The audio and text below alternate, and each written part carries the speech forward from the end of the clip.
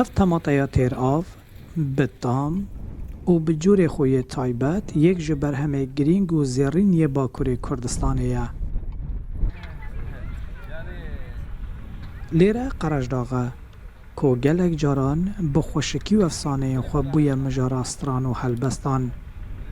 قرشداغ نهاجی بوی چافکانیه که گرینگ دواره بر همه تماته ده و سال بساجی چاندنا تماته لوی دواری زیده ترده به. والله این شامی که من پر خوشن و گلری وانجی پر آواوی جمدیه عرض یعنی عرض وی daha قوتیه فرنگی وی طعماوی daha باشه yani ne vakit fana Ankara İstanbul Adana evvelinin Karajdağ her tiş zaten tişti ve doğalı یک ji sedemên zêdebûna çandina temateyê ku Qerejdağî dibêjine şamik, durskirina dezgehê nû yên hişkirinê ne. Lêre gundê Donxiza Qerejdağê ye. Karsazekî Tirk ji bajarê Manîsayê bi alîkarî û piştgiriya gundiyan li vir kargeheke bi vî rengî ji bo hişkirina temateyan ava kiriye. Domatesimizin kalitesinin farkındaydık dediğim gibi bu me çend analîzên cuda cuda kirin û di dawiyê de jî me dît ku temateya Qerejdağê berhemekî hêja ye ku em bikaribin karekî li ser bikin. Me projeya xwe amade kir, çend hevdîtinên me li gel çend kompanyayan çêbûn. Dawiyê me karekî wisa encam da. Rojane 300 kes ji gundên dewrûberê tên û li vê kargehê kar dikin ku pêştir ew ji bo kar diçûne bajarên Rojavayê Tirkiyê.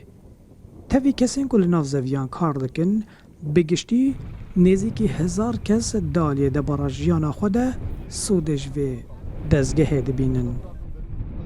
Elhamdülillah hoş ama yani em bir karjine memnunum kasa erzanın.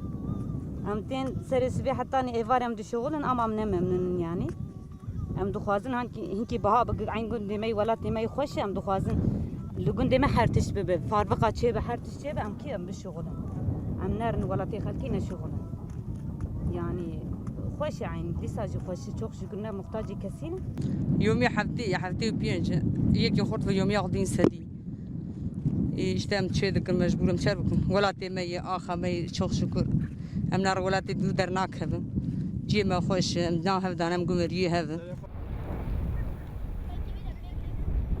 vana ê sergiyên organîkên li vê derê ew dikin hem jê dikin hem millet îşçî dişuxule dişîne ji derve dişîne Avrupayê Fransız, İngiltere, Amerika, İsviçre dişîne wê derê. Kazancı ve çavay. Valla kazancı me işte tarım işçisiyim. Ji bo hişkirina tematê pêwîst e 6 rojan li ber tavê bimîne. Li gorî amara pêşbînîkirî ya îsal dê li vê dezgehê derdora 100 tonên temata verin hişkirin. Temateyên hişk destpêkê tên şandin bo kargehên li bajarê Manîsayê li vir jî piştî ambalajkirinê dê ji bo Amerîka, İtalya, Kanada, Mağrib û çend welatên din werin şandin.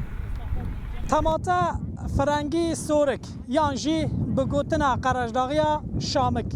Ew berhemê bi qîmet êdî li Qerejdağê di tesîsên xwecihî de tê amadekirin heta Amerîkayê jî tê şandin.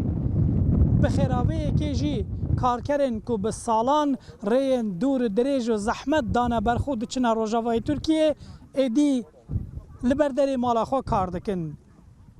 Şewket Erkî, Rûda, Qerejdağ.